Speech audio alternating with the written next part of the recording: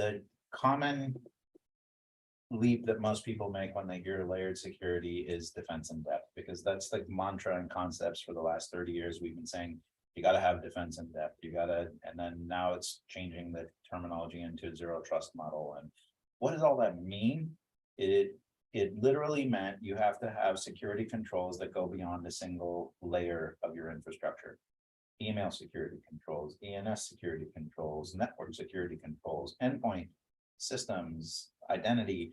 All of those are layers of your infrastructure. You know, peeling back each layer of the onion, there's another layer.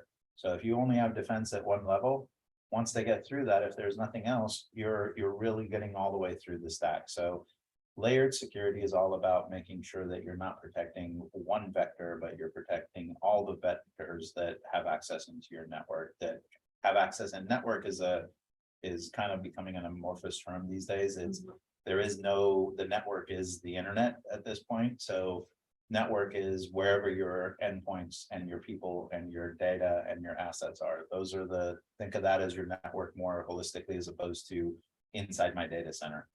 And many of the tools today don't focus on layered security, they focus on endpoint. And I complained about this in our last tech talk, talking, basically calling out my peers in the industry, saying you're misleading people. And I believe that's the case. And it's a lot of people will focus on implementing a great gateway email security solution. And there's 3 top players in the market, and they all do basically the same thing.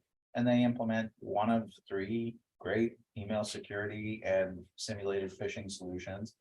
And then they implement a great firewall with good DNS protection on it. And then they implement a great endpoint security tool. What else do we need? A lot.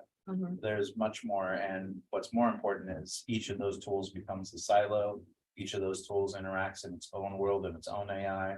And nobody's pulling together the telemetry and the visibility across those tools to be able to do what we like to call layered defense. Okay. And I think layered defense is much more than just having the controls in place, but also getting the visibility at each layer and being able to plug the gaps to say something coming in from this vector also got to this endpoint and is using something that's related to the type of attack it was using, the indications of compromise or the APTs associated with that type of attack.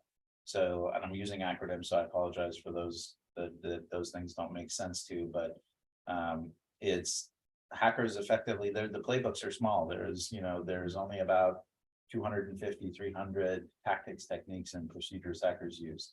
So it's the combination of how they use them, the order they put them together that changes them.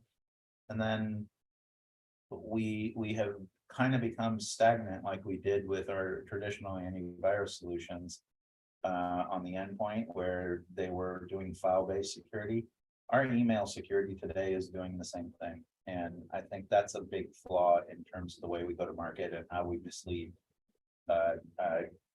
consumers of security services or security products.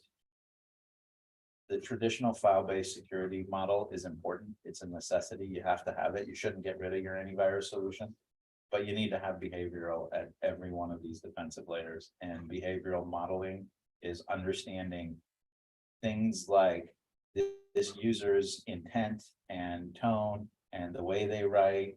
All of it is different than the last time we saw messages, or the last 200 times we saw messages from them. This is probably not the same person, or they're logging in from a location they've never logged in from, or to impossible locations, and many of the new modern tools identify those things, but they don't bridge it back to that email landed a payload on the endpoint, and that endpoint now has something on it.